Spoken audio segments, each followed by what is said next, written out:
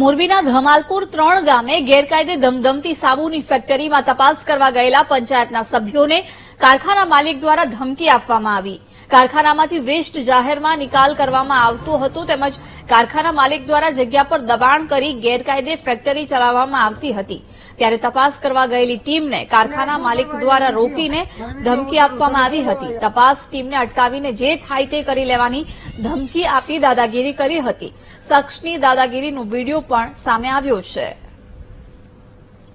શું કરવા આવી ગયો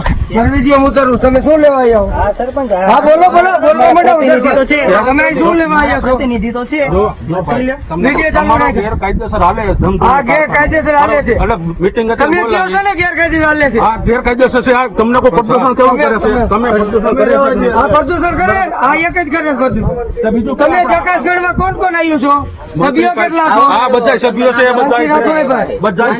પૂછો સરપંચ મંત્રી કે અમારે આવું પડે હવે તમે આ ગેરકાયદેસર પ્રદૂષણ થાય છે તપાસ કરવા આવ્યા તપાસ કરવા અમારે ફરિયાદ આવી ગામમાં કે ભાઈ આ રીતનું હાલે છે એટલે પંચાયતની જવાબદારી આવે એટલે ચેક કરવા આવ્યા બરાબર એટલે બધે કરો છો કે એક ના બધે અત્યારે ચાલુ છે નડતર થાય છે ગામને પ્રશ્ન બધું વ્યવસ્થિત ઉતારી લેવા બધું કાબુ બાબુ નું બધું ઉતારી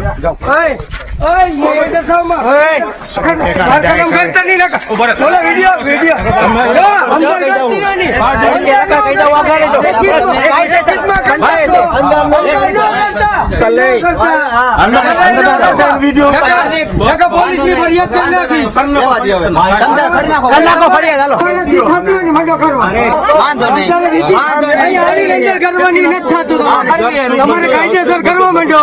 કરો નાખો કાયદેસર તમારે થાય નહીં કરવા અંદર કરવા નહીં પૈસા વગર આ અલાઉદી જીવાનું આ દેખાવડિયા નુરીબેન મોહમ્મદ નું છે અહીંયા પૈસા વગર કરવાનું નહીં નકા મજા નહીં આવે નાખો